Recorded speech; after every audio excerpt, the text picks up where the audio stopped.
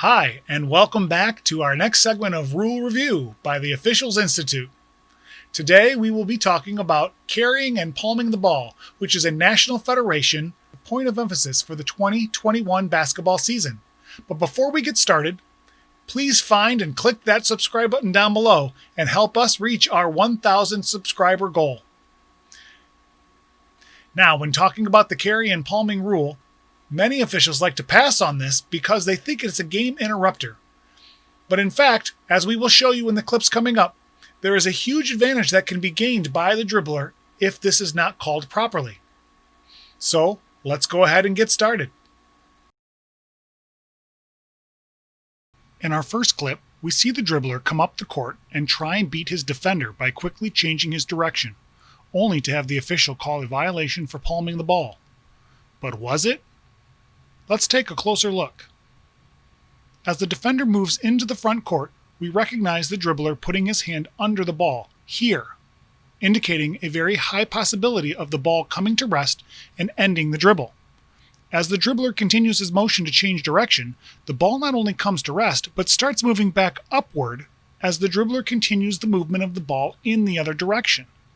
This gives the dribbler a huge advantage over his defender and should be ruled a violation, as the official correctly did here. Let's watch it one more time.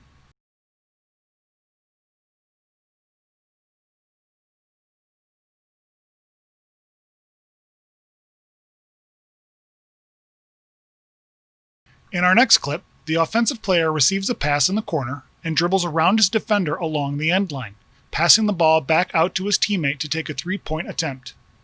But was this dribble legal? Let's zoom in and take a closer look. As the player starts his dribble and makes his way around his defender, his hand falls below the center of the ball here, once again bringing our focus to the possibility of the ball coming to rest and the dribble ending. As the dribbler continues, he guides the ball in a straight horizontal line before once again pushing it down to the floor. This pushing action causes the ball to remain stagnant as it is carried from point A to point B. This should be ruled a carrying violation. Let's watch it one more time.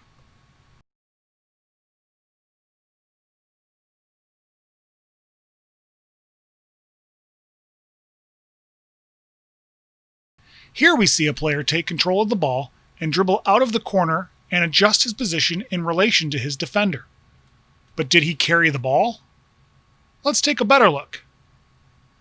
When the offensive player reaches the spot where he decides to reposition himself, he moves his hand underneath the ball here.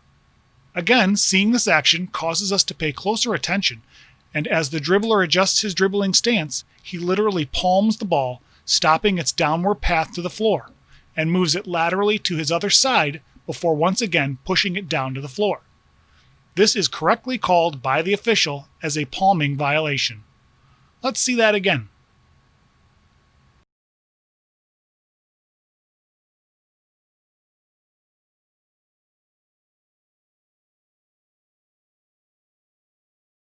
In our last clip, we see the dribbler lose control of the ball with it bouncing clear above his head, and then regain control with one last dribble and passing the ball away.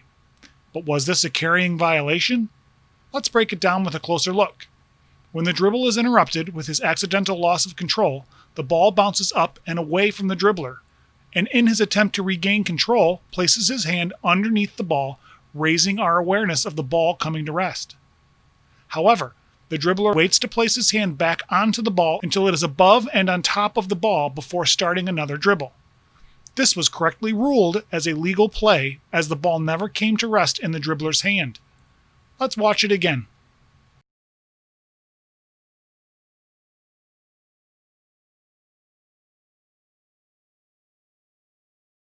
There it is, carrying or palming the ball.